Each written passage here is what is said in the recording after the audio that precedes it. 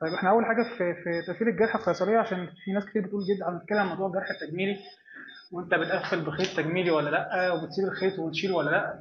في انواع كتير جدا لقفل الخيط في الاخر. اهم حاجه عندنا اللي جوه طبعا ما حدش بيشوفه، اهم حاجه الطبقه اللي بره، هي اكتر حاجه بتتشاف واكتر حاجه بتمشي بعد كده مع الوالده، واكتر حاجه هي بتتابعها وعايزاها احسن وضع ليها. من فتره طويله كان في خيوط في مصر، الخيوط دي كانت مستورده من سويسرا، فكانش عندنا اي مشكله ان احنا نسيبها جوه الجرح مدفونه.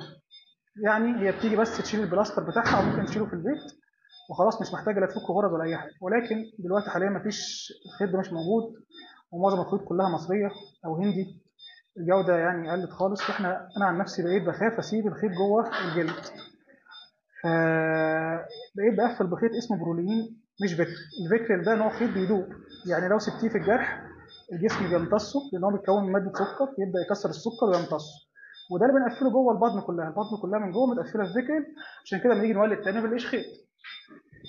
فالخيط التجميلي بقى اللي بيستخدموه دكاتره التجميل كلهم اللي هو خيط اسمه برولين، مميز جدا بلونه اللي هو لون الازرق. ده لون ازرق كده وملمسه زي ملمس البلاستيك.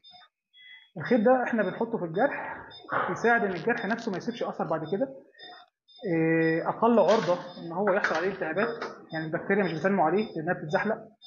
انما الخيط الفكري اللي اتكلمت عنه من شويه بيبقى سهل جدا ان يحصل عدوى عليه، لان هو مليان طبقات، يعني كذا خيط في بعض مربوطين في بعض. فنصايح للجرح عشان يتقفل كويس: اول حاجه يكون الطبقه اللي تحت الجلد نفسه متقفله كويس، يعني الطبقه اللي هي الدهون اللي تحت الجلد مجموعه بشكل كويس، مفيش مساحه كبيره ما بين الطبقتين، زي ما انا بقفل طبقه تحت الجلد دلوقتي. طيب دي بنقفلها تحت، الخيط بيفرق بيدوب زي ما بقولنا، ما تشالش الخيط ده. تاني حاجه بنقفل الطبقه اللي فوق خيط تجميلي بطريقه تجميليه عن طريق اسمها سبكتيكولار بالبرولين. بيفضل الخيط موجود 6 ايام اسبوع، بنشد بعدها من الطرف، بنسيب له طرف هنا وطرف هنا وبنشده. بعد كده الجرح بيكمل كويس، ودي احسن نتائج معايا في الجروح في الايام دي. والحمد لله الجرح ما بيبانش، خصوصا لو الجرح كمان صغير وما اتفتحش البطن فتره طويله، لان الولاده لا كل ما بتطول طول ما البطن مفتوحه العمليه طولت بنلاقي تاثير على الجرح مش حلو. بس دي نصايح